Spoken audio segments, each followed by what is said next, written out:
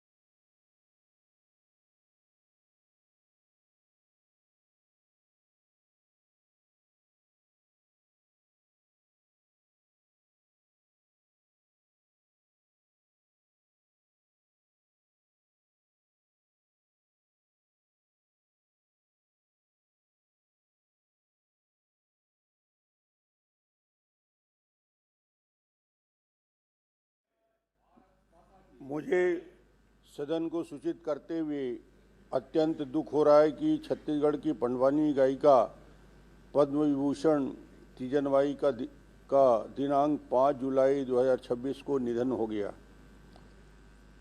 तीजन बाई का जन्म 24 अप्रैल 1956 को ग्राम अटारी, जिला दुर्ग के पारधी परिवार में हुआ था। तीजन बाई का बचपन संघर्षों में बीता। बचपन में ही गांव में पंडवानी का अभ्यास को सुनकर वे पंडवानी से प्रभावित हुई। पंडवानी की शिक्षा उनके नाना ब्रिजलाल जी से मिला एवं 13 वर्ष की उम्र में पहली बार पंडवानी गायन का अवसर मिला। मंचों में कपालिक शैली के गायन के कारण उन्हें सामाजिक बहिष्कार तथा अनेक कष्टों का सामना करना पड़ा। 1971 में भिलाई के एक बड़े मंच में हुए कार्यक्रम में उनको प्रसिद्धि मिली। फिर उन्होंने पीछे मुड़कर नहीं देखा। भारत भवन, भोपाल, दिल्ली, मुंबई, कोलकाता सहित देश के सभी प्रमुख शहरों में पंडवानी की प्रस्तुति दी। वे 1980 के दशक में भारत की सांस्कृतिक राजदूत रही। London, France, Europe, Italy, Germany, England, Japan, Switzerland, Paris सहित विश्व के अनेक देशों में उनकी यात्रा तीजन बाई ने छत्तीसगढ़ के लोक संगीत पंडवानी को विश्व पटल पर प्रसिद्धि दिलाई। पंडवानी में कपालिक शैली से महाभारत के प्रसंगों में द्रौपदी चीरहरण, भीम की गर्जना, अर्जुन का गांडीव, कृष्ण अर्जुन संवाद आदि कथाओं को अपनी विशिष्ट शैली में गायन और अभिनय की अद्भुत कला को द्वारा जीवंत किया। उन्होंने उन्हें अनेक विश्वविद्यालय में डीलिट की मानद उपाधि से सम्मानित किया। उन्हें संगीत नाट्य अकादमी पुरस्कार, देवी अहिल्या सम्मान सहित राष्ट्रीय और अंतर्राष्ट्रीय अनेक पुरस्कारों से सम्मानित किया गया। उन्हें सन 1988 में पद्मश्री, 2003 में पद्म भूषण एवं 2019 में पद्म विभूषण से सम्मानित किया गया। तीजन बाई ने पंडवानी के प्रति असाधारण प्रतिभा, समर्पण और वर्षों तक पंडवानी की कठिन साधना से उन्होंने छत्तीसगढ़ के लोक संगीत पंडवानी गायन शैली को राष्ट्रीय अंतर्राष्ट्रीय स्तर पर प्रतिष्ठा दिलाई एवं जीवन पर्यंत प्रचारित करने का काम किया। उनके निधन से प्रदेश तथा देश के प्रसिद्ध संगीत साधिका और विदुषी पंडवानी गायिका खो दिया है। माननीय मुख्यमंत्री। माननीय अध्यक्ष महोदय, पद्म विभूषण से सम्मानित विश्वविख्यात पंडवानी गायिका एवं छत्तीसगढ़ की गौरवशाली लोक संस्कृति की अग्रदूत डॉक्टर तीजन बाई जी का 5 जुलाई 2026 को दुखद निधन हो गया। उनके निधन से छत्तीसगढ़ ने अपनी लोक संस्कृति का एक अनमोल रत्न खो दिया है। उनके जाने से कला और सांस्कृतिक जगत को अपूर्णीय क्षति हुई है। डॉक्टर तीजन बाई ने पंडवानी गायन की कापालिक शैली को अपनाकर उसे नई पहचान दी। उनकी प्रस्तुतियों में गायन, नृत्य और अभिनय का अद्भुत समन्वय देखने को मिलता था। पात्रों का सजीव चित्रण, उनकी ओजपूर्ण वाणी और स्वर का उतार चढ़ाव दर्शकों को मंत्र मुक्त कर देता था। राष्ट्रपति श्रीमती द्रौपदी मुर्मू जी, प्रधानमंत्री श्री नरेंद्र मोदी जी एवं केंद्रीय मंत्रियों ने डॉक्टर तीजन बाई जी के कला के क्षेत्र में उल्लेखनीय योगदान का स्मरण कर उन्हें श्रद्धांजलि अर्पित की है। प्रधानमंत्री श्री नरेंद्र मोदी जी राजसो में जब रायपुर आए थे तब उन्होंने डॉक्टर तीजन बाई के परिजनों से फोन पर बात कर उनका कुशल क्षेम पूछा था। डॉक्टर तीजन बाई जी का जीवन संघर्ष, साधना और समर्पण का प्रेरक उदाहरण रहा। जिस समय महिलाओं की पंडवानी गायन में भागीदारी बहुत सीमित थी, उस दौर में उन्होंने सामाजिक रूढ़ियों को चुनौती देते हुए अपनी सशक्त पहचान बनाई। देश विदेश के अनेक प्रतिष्ठित मंचों पर पंडवानी लोक कला का परचम लहराया। एशिया और यूरोप सहित विश्व के अनेक देशों में अपनी प्रभावशाली प्रस्तुतियों के माध्यम से उन्होंने छत्तीसगढ़ की सांस्कृतिक पहचान को विश्व पटल पर स्थापित किया। उनके अद्वितीय योगदान के लिए उन्हें पद्मश्री, पद्म भूषण, संगीत नाटक अकादमी पुरस्कार सहित राष्ट्रीय और अंतर्राष्ट्रीय स्तर पर अनेक प्रतिष्ठित सम्मान प्राप्त हुए। भारत सरकार द्वारा वर्ष 2019 में उन्हें देश के दूसरे सर्वोच्च नागरिक सम्मान पद्म विभूषण से सम्मानित किया गया। यह गौरव प्राप्त करने वाली वे छत्तीसगढ़ की एकमात्र विभूति हैं। अनेक विश्वविद्यालयों द्वारा उन्हें डीलिट की मानद उपाधि से भी सम्मानित किया गया। उनका योगदान भारतीय लोक संगीत के इतिहास में सदैव स्वर्ण अक्षरों में अंकित रहेगा। डॉक्टर तीजन बाई जी हमारी संस्कृति की सशक्त वाहक थीं। उनकी कला, साधना और समर्पण आने वाली पीढ़ियों को अपनी सांस्कृतिक विरासत पर गर्व करने तथा उसे आगे बढ़ाने की प्रेरणा देता रहेगा।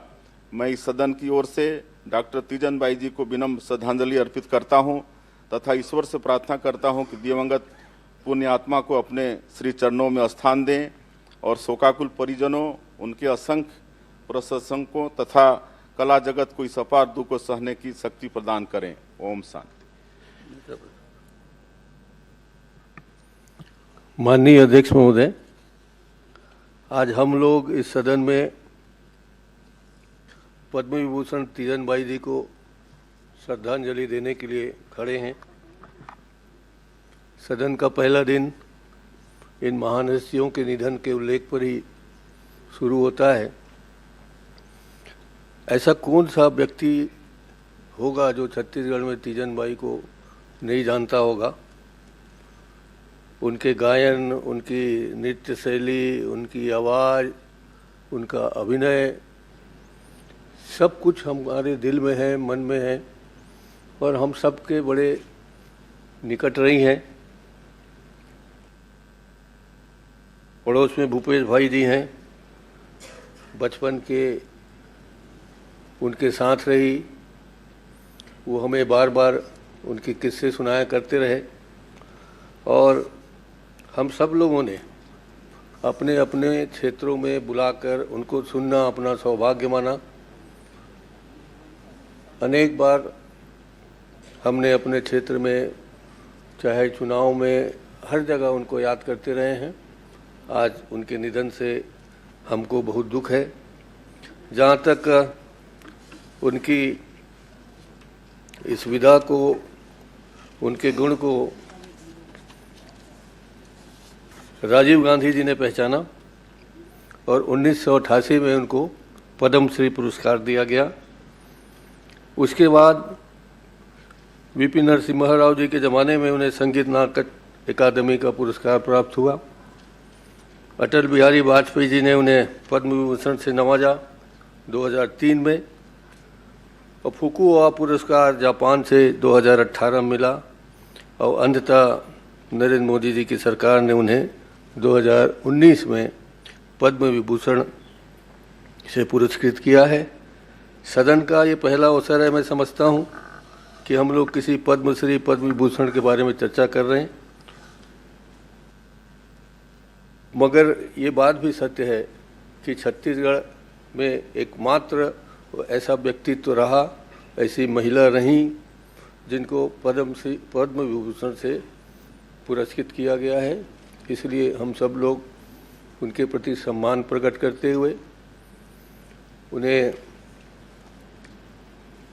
पूरी श्रद्धा के साथ उनके प्रति श्रद्धांजलि अर्पित करते हुए हम लोग चाहते हैं कि इस तरह के कहीं भी हो, हमारे छत्तीसगढ़ में छुपे हुए, गांव में छुपे हुए जिस कला को, जिस संस्कृति को, जिस लोक गायक को नहीं पहचाना जाता, उसको पहचान किया जाए उनके नाम से। और उनको यही आशा, आप सबसे यही आशा करता हूँ कि उनके नाम से कोई पुरस्कार की घोषणा किया जाए और सबको, ताकि उनके बारे में और उनकी दिशा में चलने का एक अवसर मिले। इसी के साथ पूरी सदन की ओर से, पार्टी की ओर से मैं इन्हें श्रद्धांजलि अर्पित करता हूं और उनके परिवार को ईश्वर संबल प्रदान करे, इसकी प्रार्थना करता हूं। राजेश अग्रवाल जी, संस्कृति मंत्री। माननीय अध्यक्ष महोदय, आज यह सदन अत्यंत शोक एवं भाव विह्वल मन से छत्तीसगढ़ की गौरव लोक संस्कृति की अमर साधिका पद्म विभूषण स्वर्गीय तीजन बाई जी को अपनी विनम्र श्रद्धांजलि अर्पित कर रहा है। तीजन बाई जी ने अपनी अद्भुत प्रतिभा, अथक साधना और सशक्त प्रस्तुति के माध्यम से छत्तीसगढ़ की लोक कला पंडवानी को राष्ट्रीय ही नहीं बल्कि अंतर्राष्ट्रीय पहचान दिलाई। उन्होंने लोक परंपरा को नई ऊंचाइयों तक पहुंचाया और हमारी सांस्कृतिक विरासत को विश्व मंच पर गौरवान्वित किया। उनका जीवन संघर्ष, समर्पण और संस्कृति के प्रति अटूट निष्ठा का प्रेरणादायी उदाहरण है। पद्मश्री, पद्म विभूषण और पद्म विभूषण सहित अनेक राष्ट्रीय और अंतर्राष्ट्रीय सम्मानों से अलंकृत होकर उन्होंने छत्तीसगढ़ का गौरव विश्व भर में बढ़ाया। उनके निधन से केवल छत्तीसगढ़ ही नहीं बल्कि संपूर्ण देश की सांस्कृतिक दुनिया में एक युग परिवर्तक लोक कलाकार को खो दिया है। उनका योगदान सदैव हमारी सांस्कृतिक चेतना को प्रेरित करता रहेगा। मैं संस्कृति विभाग की ओर से स्वर्गीय तीजन बाई जी को विनम्र श्रद्धांजलि अर्पित करता हूं तथा ईश्वर से प्रार्थना करता हूं दिवंगत पुण्य आत्मा को अपने श्री चरणों में स्थान दे एवं शोक संपन्न परिजनों तथा उनके असंख्य प्रशंसकों को यह दुख सहने की शक्ति प्रदान करे। ओम शांति। श्री भूपेश बघेल।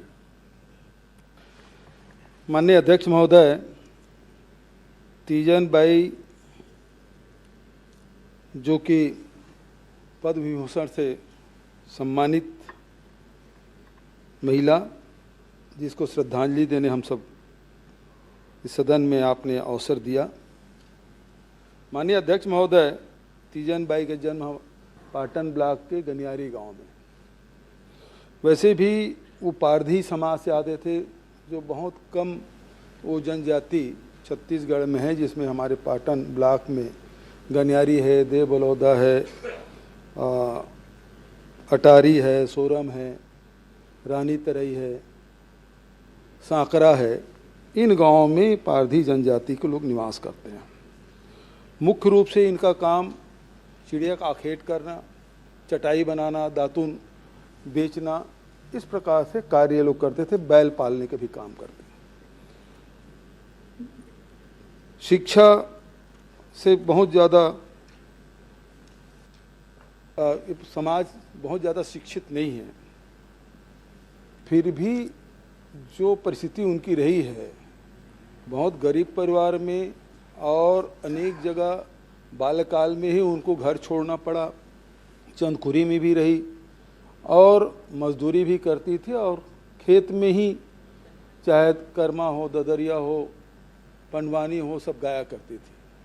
और वो जो उसकी आवाज़ है गांव के खेत खलिहान से निकलकर राष्ट्रीय और अंतर्राष्ट्रीय मंचों पर उन्होंने स्थान दिलाया।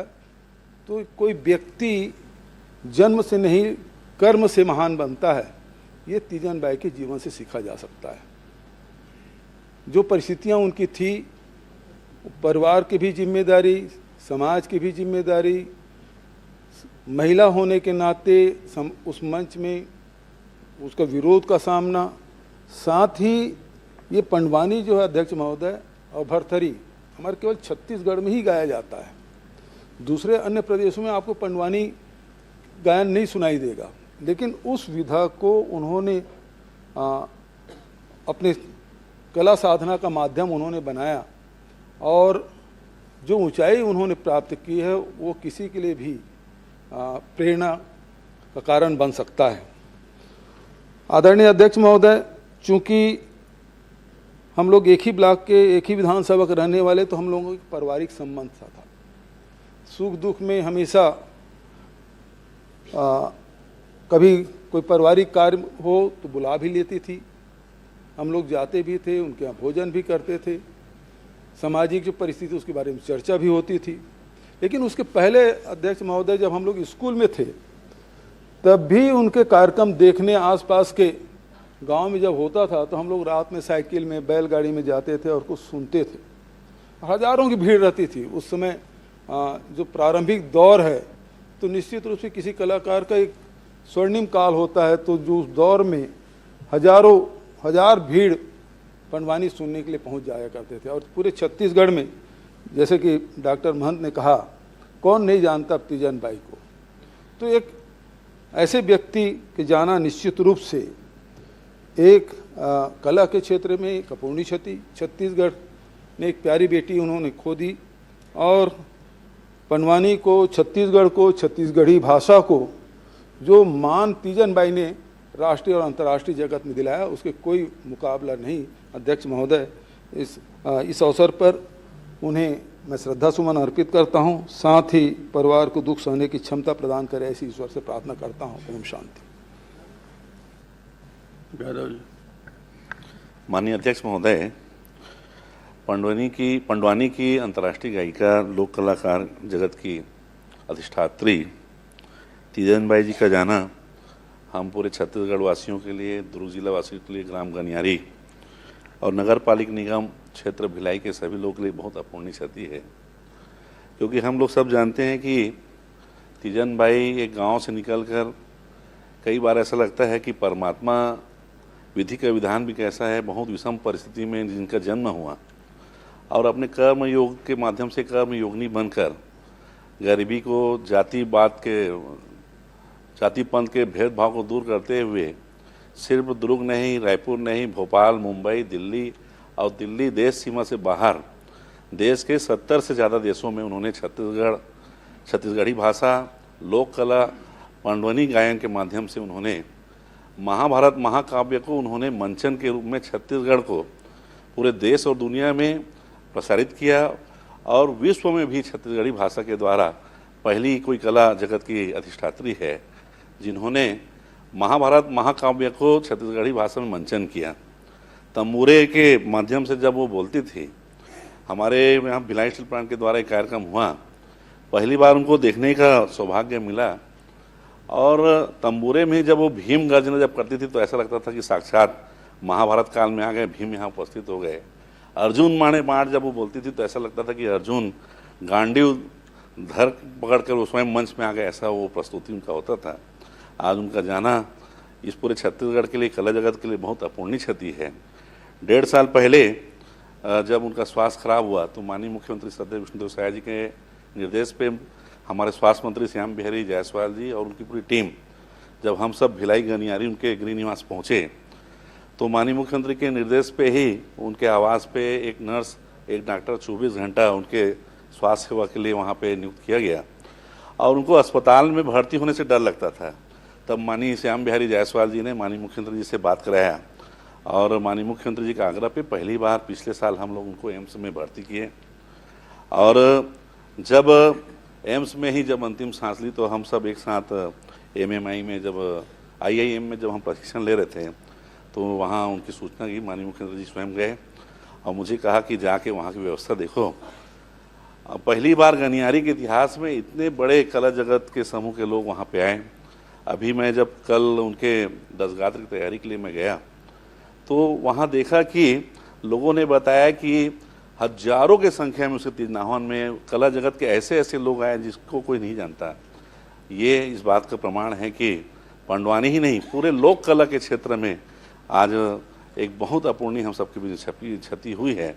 आज पंडवानी गायिका तीजन बाई का ये जो शोक हम सब दे रहे हैं उनके लिए हम सब पूरे छत्तीसगढ़िया वासी और लोक कला के लिए बहुत बड़ी क्षति है। मैं ईश्वर से प्रार्थना करता हूँ कि उनके चाहने वाले, उनके परिजन, परिवारजन और छत्तीसगढ़ को, छत्तीसगढ़िया लोगों को इस असीम दुख को सहने की क्षमता दे और भगवान से प्रार्थना करता हूँ कि प्रभु अपने श्री चरणों में उनको स्थान दे। धन्यवाद। माननीय अध्यक्ष महोदय, आज हम एक ऐसे विदुषी महिला जिन छत्तीसगढ़ के कला जगत के पहचान और प्रसिद्धि केवल प्रदेश और देश नहीं अंतर्राष्ट्रीय स्तर पे एक नाम दिला के काम छत्तीसगढ़ ला करीन। पद्मश्री, साहित्य नाटक अकादमी से पुरस्कार से सम्मानित, पद्म विभूषण से सम्मानित स्वर्गीय तीजन बाई जी, जेकर हमेशा सानिध्य हमन ला कला जगत के हर एक साथी ला मिले। हमन जब भिलाई इस्पात संयंत्र के कार्यक्रम, SRC कला और संस्कृति विभाग के कार्यक्रम हुए महोत्सव, उनमें कलाकार के रूप में हमन जब जान वहाँ प्रस्तुति में, तो हम अपन प्रस्तुति के पहले ओकर मंची प्रस्तुति ला देखन, ओकर शैली, ओकर अंदाज निश्चित हम सब कलाकार साथी मन बर एक प्रेरणा, एक प्रकाश पुंज के तरह रहे जे हम सब ला एक संबल प्रदान करे। और आज गनियारी से निकल के पूरा अंतर्राष्ट्रीय स्तर पर एक प्रसिद्धि निश्चित ही वो हम सब के एक गौरव के क्षण आज जरूर हमारे बीच नहीं है, लेकिन हम बचपन से वाला सुना था ओकर भाव, ओकर भंगिमा तंबूरा ला जब पकड़े, ओकर बाद जब प्रस्तुति करे और जैसे जैसे प्रसंग आए ओकर हिसाब से जब प्रस्तुति दे, तो निश्चित ही वो मंच अपन आप में एक अद्भुत रहे। अंतर्राष्ट्रीय स्तर पर अगर पहचान के बात करें माननीय अध्यक्ष महोदय, तो एक पद्मश्री तीजन बाई जी और एक हबीब तनवीर जी, जिन अंतर्राष्ट्रीय स्तर पे छत्तीसगढ़ के पहचान दिला के काम करिस। हम पूरा कला जगत के तरफ से भी और अतका हृदय के साथ वो परमपिता परमात्मा से यही निवेदन करथन कि वो शोक संतप्त परिवार ला ये दुख के बेला में शक्ति दे और बोला ये दुख सहन करे के शक्ति प्रदान करे। ये भावना के साथ ओम शांति। एक मिनट गुरु जी।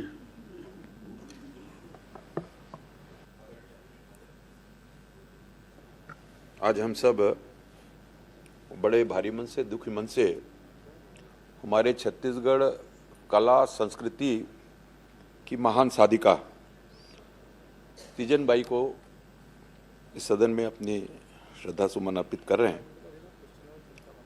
वास्तव में तीजन बाई हमारे इस छत्तीसगढ़ से और पंडवानी को लेकर उन्होंने पूरे देश और दुनिया को और इस कला से परिचित कराया है। मैं बस्तर से आता हूँ और थोड़ी बहुत कला के क्षेत्र में, संगीत के क्षेत्र में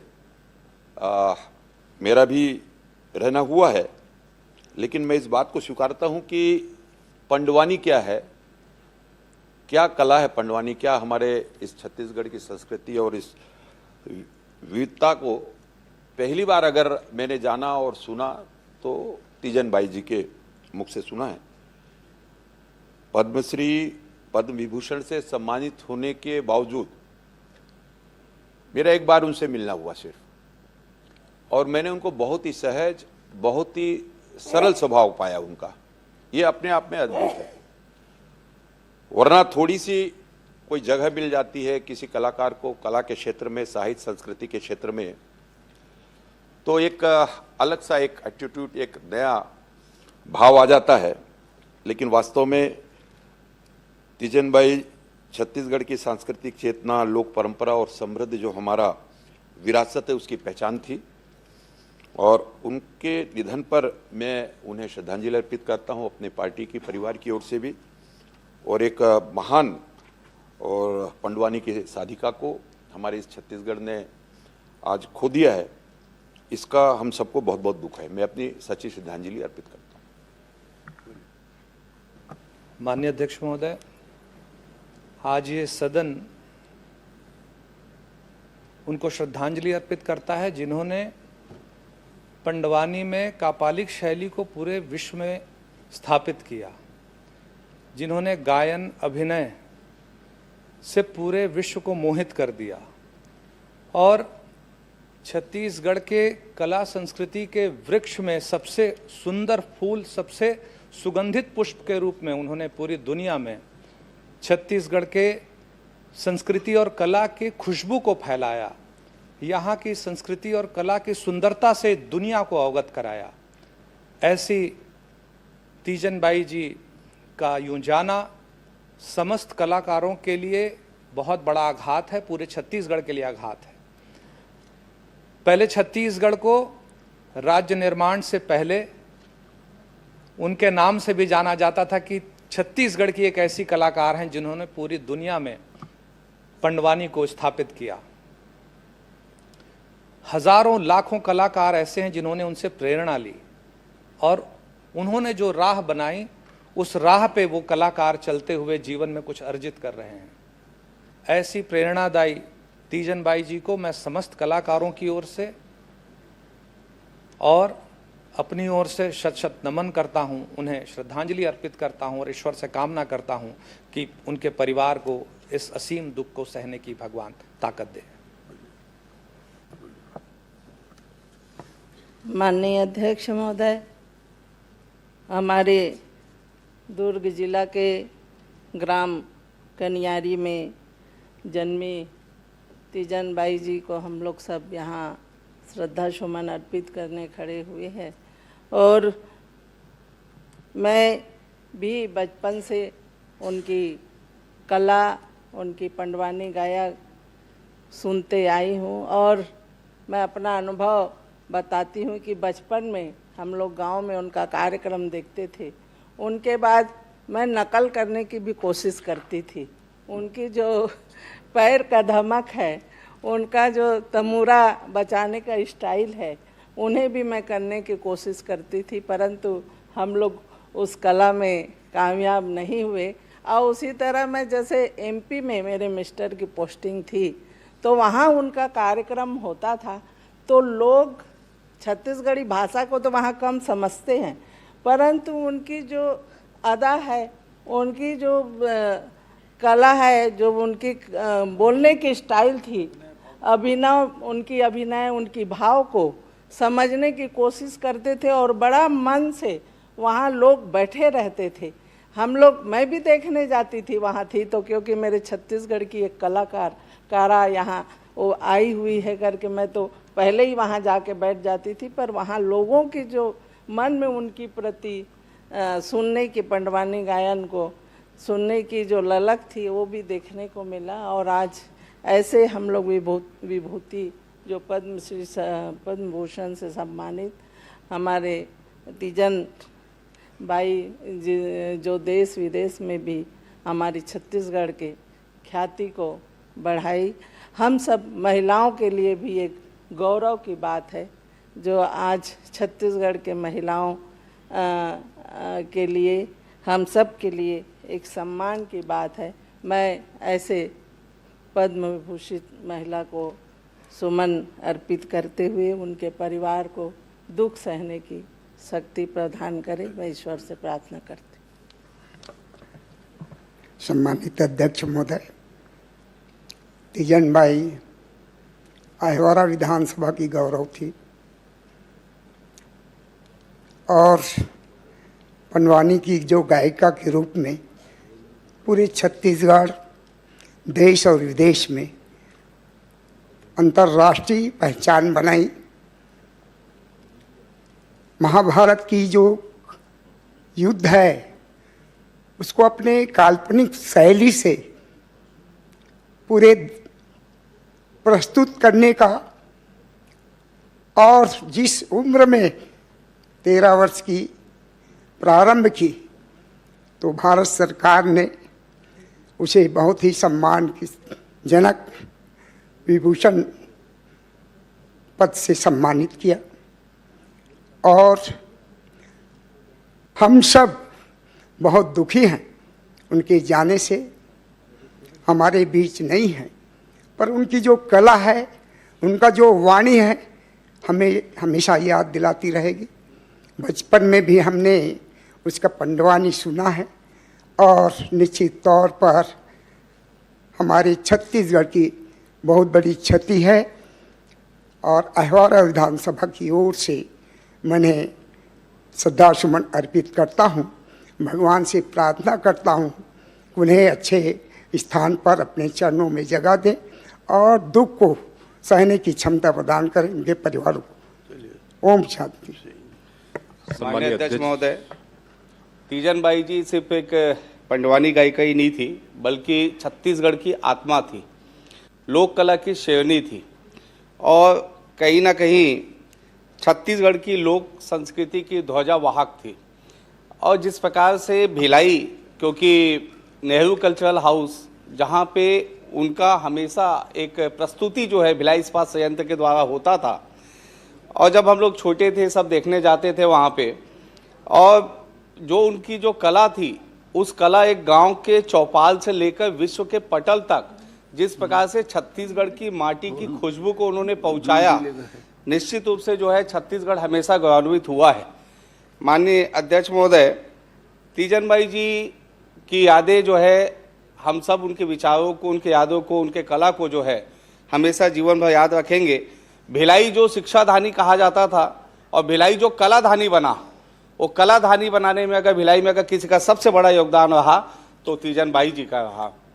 तो मैं उन्हें श्रद्धांजलि अर्पित करता हूँ अपने वैशाली नगर विधानसभा की ओर से। अध्यक्ष महोदय, पद्म विभूषण से सम्मानित डॉक्टर तीजन बाई का जाना छत्तीसगढ़ के इस माटी की बेटी, जिन्होंने पूरे छत्तीसगढ़ का मान सम्मान राष्ट्रीय अंतर्राष्ट्रीय पटल पर जिन्होंने रखा और महाभारत की कथाओं को, जिसको पांडवों की कथा कहा जाता है, उसको दमदार आवाज के माध्यम से कापालिक शैली की, जिसको खड़े होकर अभिनय करना कहा जाता है, उस माध्यम से पूरे वैश्विक पटल पर स्थापित करना, पहचान दिलाना, ये डॉक्टर तीजन बाई जी ने किया और आज हमारे मध्य नहीं है। और जो उनका जन्म दुर्ग के जो गनियारी गांव में हुआ और पारधी जनजाति से ताल्लुकात रखने वाली हमारे तीजन बाई का बचपन बहुत ही संघर्षपूर्ण रहा। जब उन्होंने अपने नाना से प्रेरणा लेकर के, ब्रिजलाल जी से प्रेरणा लेकर के महाभारत की कहानियों को जब गाते सुना और उन्हीं के प्रेरणा से जब उसको औपचारिक प्रशिक्षण प्राप्त किया और उसको गायन चालू किया, तब उस समय में लड़कियों का और विशेष करके उस समाज में पंडवानी गाना बहुत ही वर्जित माना जाता था। और लेकिन सभी सामाजिक बंधनों को तोड़ते हुए डॉक्टर तीजन बाई जी ने इस कला को अपनी साधना बनाया और पंडवानी गायन शैली को आज राष्ट्रीय अंतर्राष्ट्रीय पटल पर उन्होंने स्थापित किया। पंडवानी गायन शैली का जो अर्थ है पांडवों की वाणी, और तीजन बाई कपालिक शैली की पहले महिला कलाकार थी जो अपने हाथ में तंबूरा लेकर गाती थी और गायन के माध्यम से जो मंच पर महाभारत के विभिन्न किरदार, जो भीम है, अर्जुन है, दुर्योधन का, उनका स्वयं अभिनय करके उसको जीवंत तरीके से उसको प्रस्तुतिकरण करती थी। प्रमुख स्तर पर उनका जो अभिनय के माध्यम से उन्होंने इस चीज़ को स्थापित किया और उन्होंने राष्ट्रीय स्तर पर, अंतर्राष्ट्रीय स्तर पर जो उपलब्धियां हासिल की, चाहे वो पद्मश्री हो, चाहे नाटक अकादमी पुरस्कार हो, पद्म विभूषण हो, इनके माध्यम से हमारे राज्य को और देश को गौरवान्वित किया है। हमारे प्रदेश के यशस्वी मुख्यमंत्री जी ने इस बात के लिए उनके जब शोक सभा आयोजित की गई थी तो वहाँ पर श्रद्धांजलि सभा, वहाँ पर उन्होंने इस बात के लिए राज्य अलंकरण सम्मान के लिए भी घोषणा की गई है। इस बात का भी मैं इस सदन को जानकारी देना चाहता हूँ। और आज उनका जाना हम सब के लिए बहुत ही पीड़ादायक है और क्योंकि उन्होंने अपने दम पर हमारे छत्तीसगढ़ की संस्कृति को वैश्विक मंचों पर पहुंचाया और 70 वर्षों की इस अवधि में जो हमने इस महान गायिका को खोया और आज हम सभी उनको श्रद्धांजलि अर्पित कर रहे हैं। हम चाहते हैं कि उनको प्रभु अपने श्री चरणों में स्थान प्रदान करे। मैं अपनी ओर से उन्हें अपनी ओर से श्रद्धांजलि अर्पित करता हूँ। मैं सदन की ओर से शोकाकुल परिवार के प्रति हार्दिक संवेदना व्यक्त करता हूँ। दिवंगत के सम्मान में अब सदन कुछ देर मौन धारण करेगा।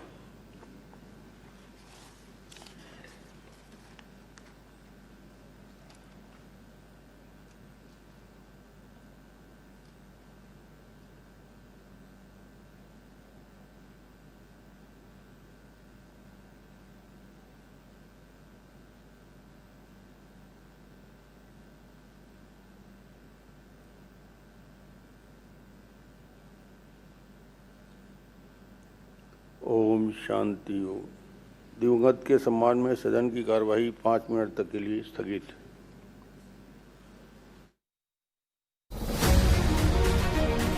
क्या छत्तीसगढ़ में एक बार फिर 2.5 साल वाला पुराना सियासी नाटक शुरू हो गया है? क्या प्रदेश कांग्रेस कमेटी पीसीसी के मौजूदा कप्तान यानी दीपक बैज की कुर्सी खतरे में है? और सबसे बड़ा सवाल, क्या सरगुजा के महाराज यानी टीएस सिंहदेव एक बार फिर छत्तीसगढ़ की राजनीति में कोई बड़ा धमाका करने जा रहे हैं? जी हां, इस समय सोशल मीडिया से लेकर रायपुर के गलियारों तक सिर्फ एक ही चर्चा है, छत्तीसगढ़ कांग्रेस का अगला बॉस कौन होगा। आज इस वीडियो में हम पर्दा उठाएंगे उस पोस्टर पॉलिटिक्स और अंदरूनी खींचतान से जिसने दिल्ली से लेकर रायपुर तक खलबली मचा दी है। दरअसल इस पूरे विवाद की चिंगारी सुलगती है सोशल मीडिया के एक पोस्ट से। सरगुजा इलाके से जुड़े आदि बाबा फैंस नाम से एक सोशल मीडिया हैंडल ने अचानक एक पोस्टर शेयर कर दिया। इस पोस्टर में सीधे तौर पर मांग की गई कि टीएस सिंहदेव यानी टीएस बाबा को छत्तीसगढ़ कांग्रेस का नया पीसीसी चीफ बनाया जाए। अब आप सोच रहे होंगे कि फैंस तो कुछ भी पोस्ट कर देते हैं, इसमें बड़ी बात क्या है। बड़ी बात यह है कि यह मांग ऐसे समय पर उठी है जब राज्य में पहले से ही प्रदेश अध्यक्ष बदलने की अटकलें तेज हैं, और जब खुद टीएस सिंहदेव ने से इस बारे में पूछा गया तो उन्होंने इस दावेदारी को खारिज नहीं किया। बाबा ने बड़े नपे तुले अंदाज में कहा कि अध्यक्ष के कार्यकाल जैसा कुछ नहीं होता, यह सब हाईकमान तय करता है। यानी उन्होंने गेंद दिल्ली के पाले में डाल दी, लेकिन खुद रेस से बाहर होने का संकेत बिल्कुल नहीं दिया। अब बात करते हैं दूसरे पक्ष की। तो इस समय कुर्सी पर बैठे हैं दीपक बैज। दीपक बैज बस्तर के कद्दावर आदिवासी नेता और पूर्व सांसद हैं। जब बैज से इस पोस्टर पॉलिटिक्स पर सवाल हुआ तो उन्होंने साफ कह दिया यह कोई जनहित का मुद्दा ही नहीं है, जो हाईकमान का आदेश होगा वही माना जाएगा। लेकिन कहानी यहीं पर खत्म नहीं होती। बैज के समर्थकों और कांग्रेस के एक गुट ने तुरंत उदयपुर नव संकल्प शिविर के नियमों का हवाला देना शुरू कर दिया। उनके मुताबिक उदयपुर अधिवेशन में नियमों के तहत पीसीसी चीफ का जो कार्यकाल होता है वो 5 साल का होना चाहिए। आपको बता दें कि दीपक बैज को जुलाई 2023 में मोहन मरकाम की जगह कमान सौंपी गई थी।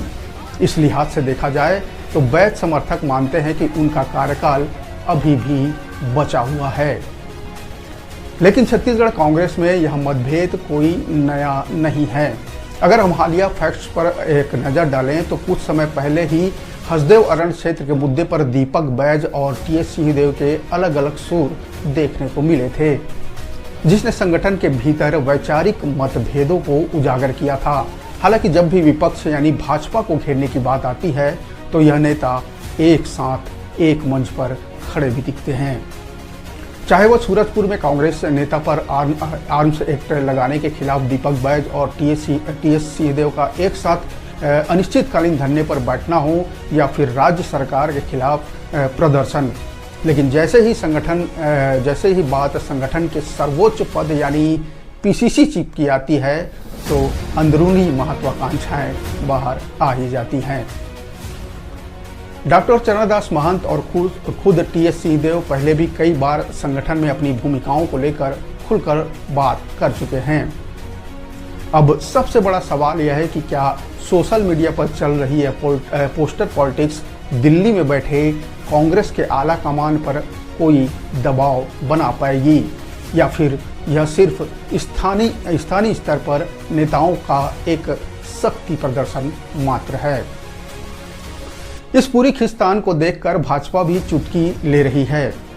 इसे कांग्रेस की आपसी कलह की परंपरा भाजपा बता रही है। खैर, ऊंट किस करवट बैठेगा यह तो वक्त ही बताएगा, लेकिन एक बात साफ है, छत्तीसगढ़ कांग्रेस में विधानसभा चुनाव के बाद जो शांति दिख रही थी अब धीरे धीरे एक बड़े तूफान के आने का संकेत दे रही है। आपको क्या लगता है, क्या टीएस सिंहदेव को छत्तीसगढ़ कांग्रेस की कमान मिलनी चाहिए या दीपक बैज को ही पद पर बने रहना चाहिए? अपनी राय नीचे कमेंट बॉक्स पर जरूर बताएं। मिलते हैं अगले वीडियो में। जोहार, राम राम।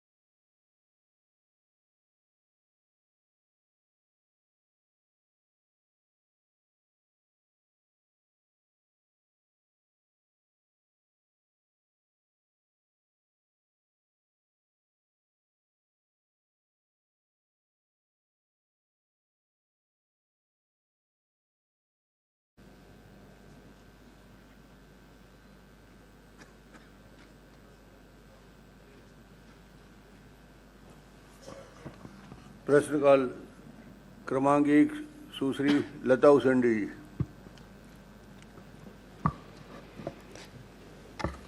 माननीय अध्यक्ष महोदय, मैं माननीय मंत्री जी से जानना चाहती हूँ कि अभी महेंद्र कर्मा विश्वविद्यालय में कुछ पदों की भर्ती के लिए विज्ञापन जारी हुआ था, क्या उसमें किसी तरह की शिकायत प्राप्त हुई है और उसका निराकरण होगा? माननीय अध्यक्ष महोदय, शहीद महेंद्र कर्मा विश्वविद्यालय में अभी शैक्षणिक पदों के लिए भर्ती की प्रक्रिया प्रारंभ की गई है और अभी जो भर्ती प्रक्रिया है उसमें किसी तरह की अभी कोई शिकायत अभी प्राप्त नहीं हुई है। माननीय अध्यक्ष महोदय, माननीय मंत्री जी ने शिकायत प्राप्त नहीं, पर यहाँ पे एक उत्तर में निराकृत भी कहा गया है और उसमें महामहिम जी का भी नाम शायद है, तो मुझे लगता है कि इस सदन में इस तरह की चर्चा भी, नाम भी नहीं आना चाहिए शायद से। लेकिन मैं माननीय मंत्री जी से एक पूछना चाहूँगी, क्या हमारे यहाँ यूनिवर्सिटी में डीएड बीएड की क्लासेस चलती हैं क्या? माननीय अध्यक्ष महोदय, प्रदेश में बीएड और डीएड की जो क्लासेस हैं वो अभी स्कूल शिक्षा विभाग द्वारा संचालित है। हमारे उच्च शिक्षा विभाग के द्वारा अभी प्रदेश के किसी भी महाविद्यालय में बीएड की क्लासेस प्रारंभ नहीं की गई है। अभी जो नई राष्ट्रीय शिक्षा नीति 2020 जो लागू हुई है उसके अनुसार 4 वर्षीय बीएड का पाठ्यक्रम होगा, जो अभी छत्तीसगढ़ में अभी किसी महाविद्यालय में शुरू नहीं हुआ है। माननीय अध्यक्ष महोदय, जो नई शिक्षा नीति 2020 है ये किन किन महाविद्यालयों में छत्तीसगढ़ में लागू है और आईटीपी के कोर्स प्रदेश में कहाँ कहाँ पे संचालित हैं?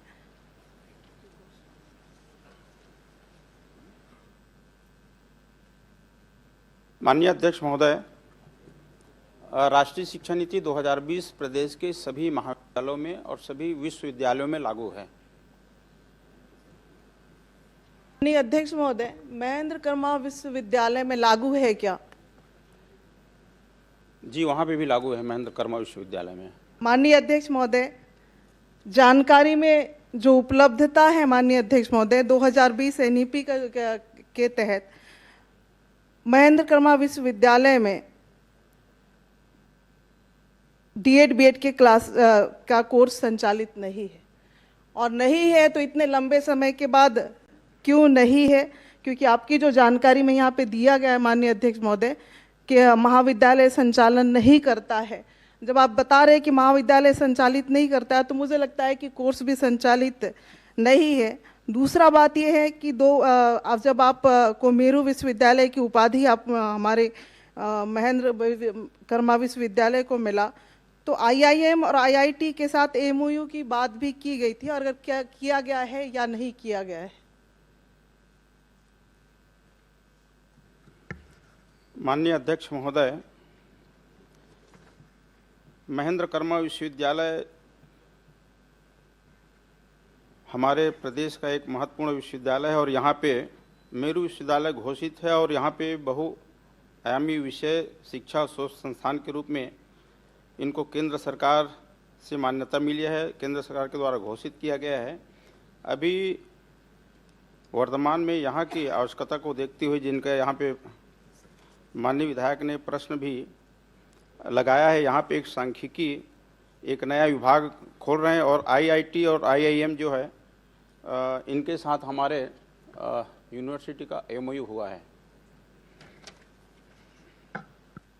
माननीय अध्यक्ष महोदय,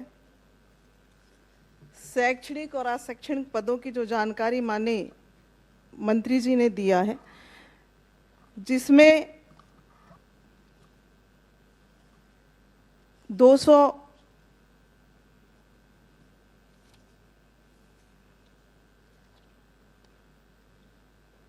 265 पद स्वीकृत हैं और मात्र 29 पद भरे हुए हैं। गैर शैक्षणिक में 320 पद स्वीकृत हैं और 291 पद रिक्त हैं।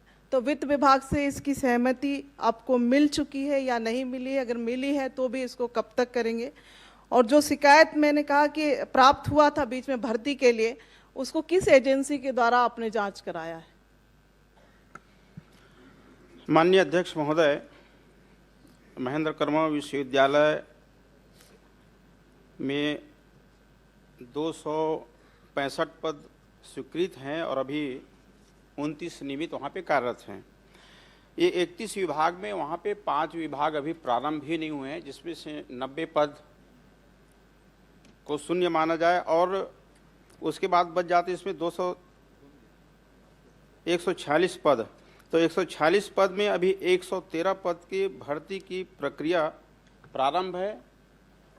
विज्ञापन निकाला जा चुका है, दावापत्ति इसमें मंगाया गया है। इसके साथ ही पद की पूर्ति जल्दी कर ली जाएगी। और जो एक माननीय विधायक ने भर्ती प्रक्रिया में शिकायत की बात कही, वो अभी की नहीं है, पिछले समय की है और उनकी जांच हुई है। जांच के पश्चात रिपोर्ट जो है महामहिम राज्यपाल को भेजा गया था और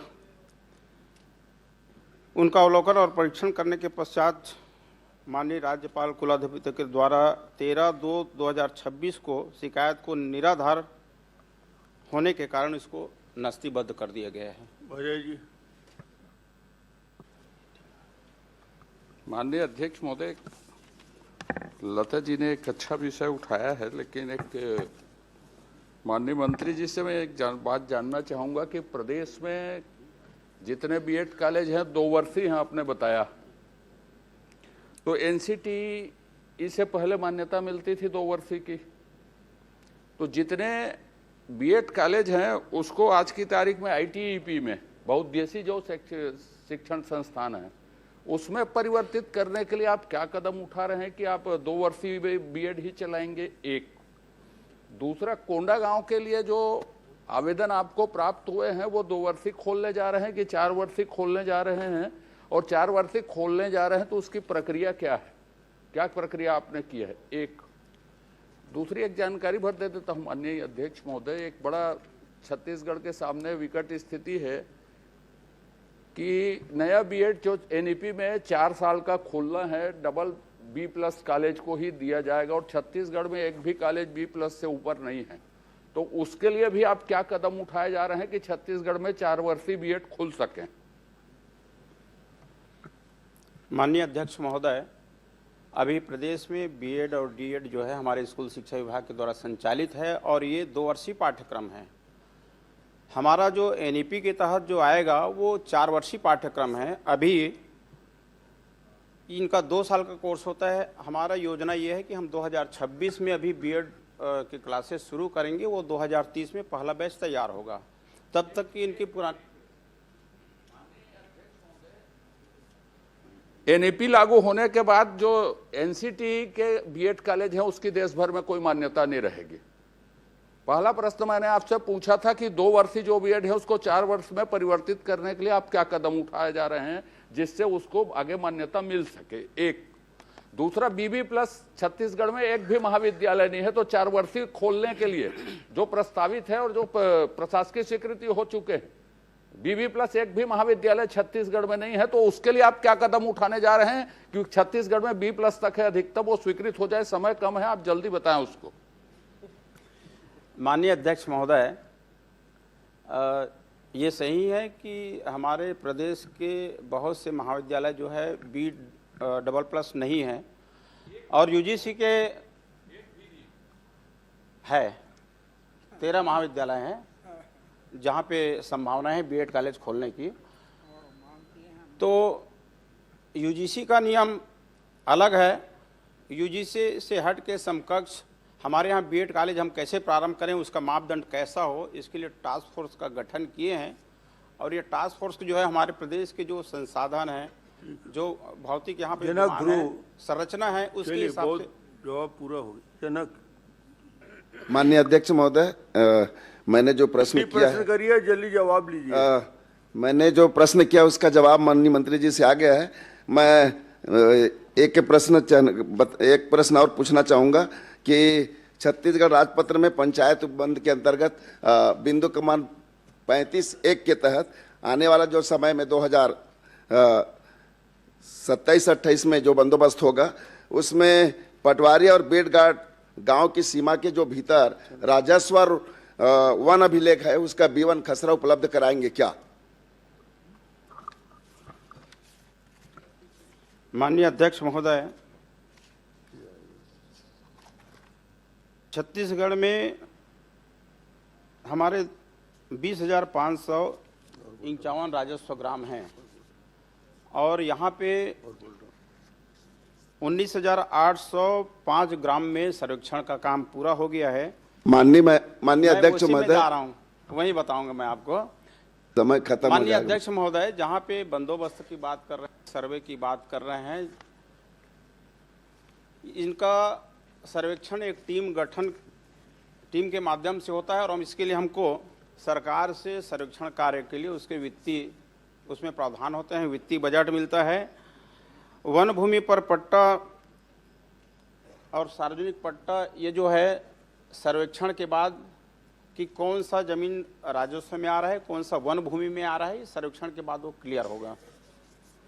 माननीय अध्यक्ष महोदय, चूंकि छत्तीसगढ़ किसानों का प्रदेश है और जहां बंदोबस्त त्रुटि के कारण से हजारों किसानों रात आए दिन राजस्व अमला के पीछे पड़े रहते हैं और जिसके कारण से उनको कर्ज लेने में हो चाहे खाद लेने में हो विभिन्न प्रकार के कठिनाइयों का सामना करना पड़ता है।